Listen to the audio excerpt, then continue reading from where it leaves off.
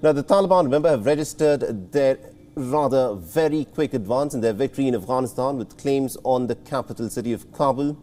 The Taliban fighters have also taken control of the Afghan presidential palace. Declaring victory over the Afghan government, dozens of Taliban fighters entered inside of the presidential palace.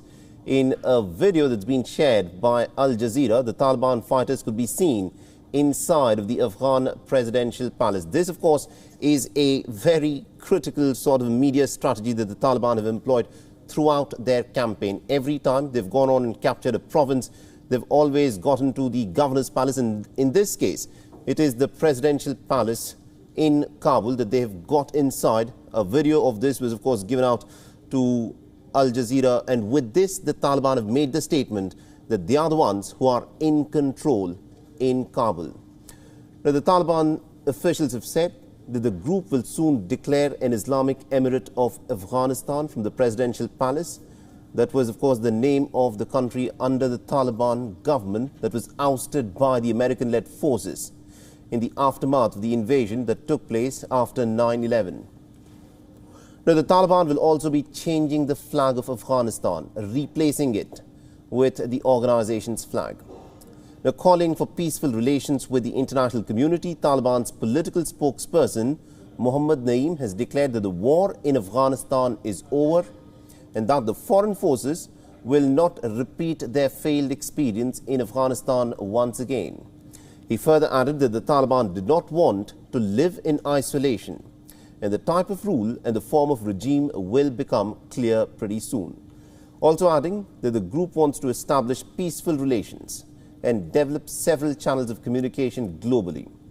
The Taliban also claims to have adopted a policy of non-interference in others' affairs in return for non-interference inside Afghanistan. Now, speaking on Ashraf Ghani, Mohammad Naeem said that Ghani's escape was in fact unexpected, and even those who were close to him did not expect that the Afghan president, who was sitting in the seat of power, would make such a hasty departure.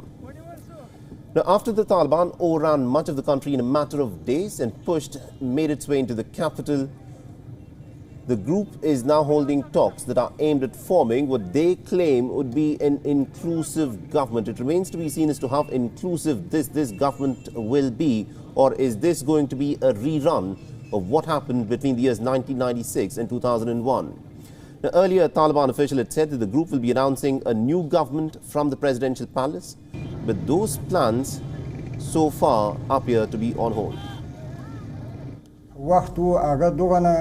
مسؤلیت موږ تاسو ته نه راځي چې دی لکه اوس ځکه اوس موږ تاسو د امتحان د ازمایښت وخت راغلی ځکه اوس موږ تاسو په دې باندې مبتلا کیږو ځکه ورځ په ورځ به په دې کې موږ اخته کیږو ځکه چې موږ څنګه د خپل ملت خدمت او د خپل ملت امنیت او د دوی د ژوند د زندګۍ او د آرام او په آینده کې د اوسېدو اطمینان I think an Afghan inclusive government, this is the demand, the will and the want of the people of Afghanistan. They want this government.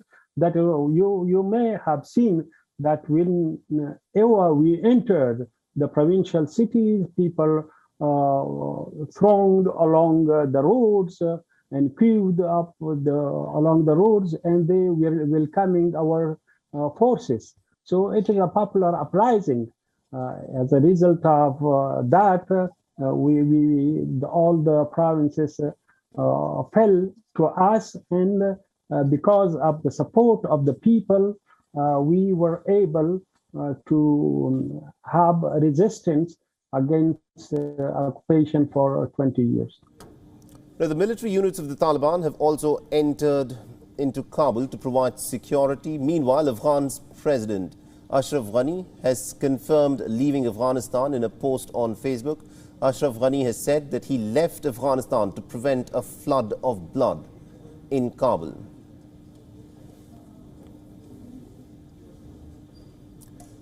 Now, he also went on to state, and I quote him here, "The Taliban have made it their mission to remove me, and they are here to attack all Kabul and the people of Kabul in order to avoid the bleeding flood. I thought it would be best to get out. The Taliban have won the judgment of swords and guns, and now they are responsible for protecting the countrymen's honor, wealth and self-esteem. They are now facing a new historical test. Either they will protect the name and honor of Afghanistan, or they will prioritize other places and networks. I will always continue to serve my nation with an intellectual moment and also a plan to develop.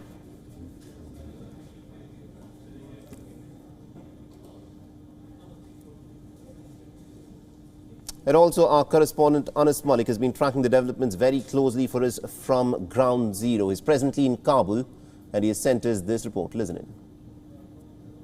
Well, day one under the Taliban rule, and Afghanistan is responding in a mixed manner. Late last night we heard multiple explosions in the city, but it is still unclear what were those explosions about. If I talk to you, late last night there was, as sources said, that the NATO had instructed the Hamid Karzai International Airport authorities to not allow any commercial flights, and we saw chaos at the airport as well.